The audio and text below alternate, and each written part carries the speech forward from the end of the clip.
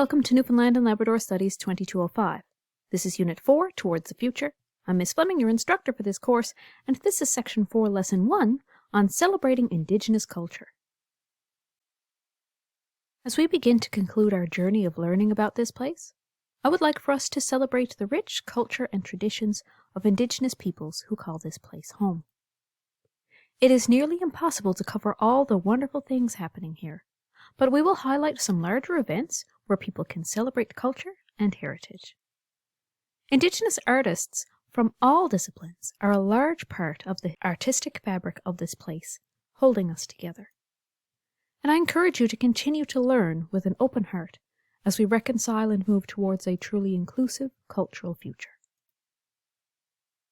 Firstly, let's talk about the Mi'kmaq First Nation Powwow. The Mi'kmaq First Nation Powwow happens every summer in the Mi'kmaq First Nation, Conn River.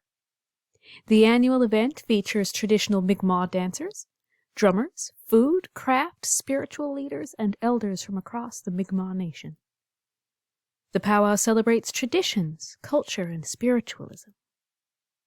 Visitors are invited to celebrate and learn together, but also explore the vast nature of the surrounding area. All right, before we continue, I'd like for you to please pause this video and watch the CBC story interviewing Chief Miss Iljo and learning about the Mi'kmaq powwow, which we have posted in Brightspace. Thank you for doing that. Now let's talk about the Halipu First Nation powwows and events. The Halipu First Nation represents Mi'kmaq communities in Tjakmukuk, and these communities are spread through central and western Newfoundland. There are many special events and learning opportunities hosted by the Halipu First Nation, which can be found on their website, such as pages for artisans, walking trails, business owners, and support centers. A very prominent artist from the Halipu First Nation is Jordan Bennett, originally from Stephenville Crossing, and he celebrates Mi'kmaq and Beothuk visual culture. His work has been featured in galleries all across North America. A wonderful person and an excellent artist. Halipu First Nation powwows are celebrated in Flat Bay and Bay St. George in the summer times as well.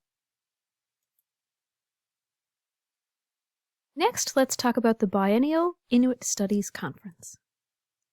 The Biennial Inuit Studies Conference is an international multidisciplinary event that happens in the fall once every 2 years. The event features elders, researchers, artists, and representatives from Inuit communities, governments, and organizations. The 2016 conference was hosted by Memorial University of Newfoundland and Labrador and Nunatsiavut.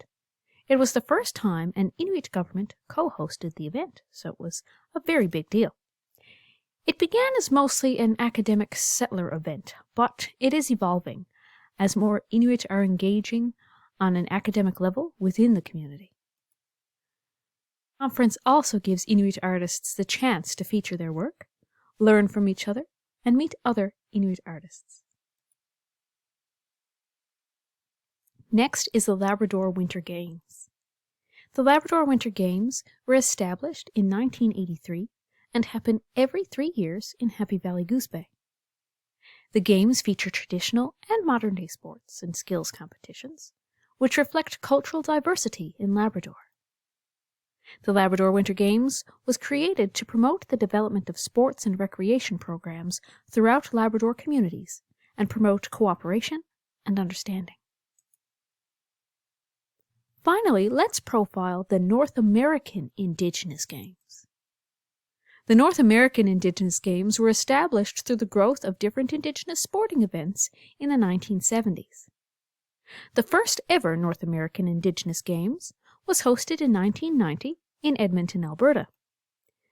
It is the largest multi-sport and culture event for Indigenous youth in North America, bringing people from 756 nations every 4 years. While the event is primarily for sport, celebrating culture is a large part of the Games, with celebrations and learning opportunities about the Indigenous groups in the area of the host community. And a team of youth athletes from this place attends the games, which supports and encourages equal access to social, cultural, and spiritual growth of Indigenous communities. So now it's time to review. I'm going to ask you to please complete the activities I have posted for you in Brightspace, and have a great day.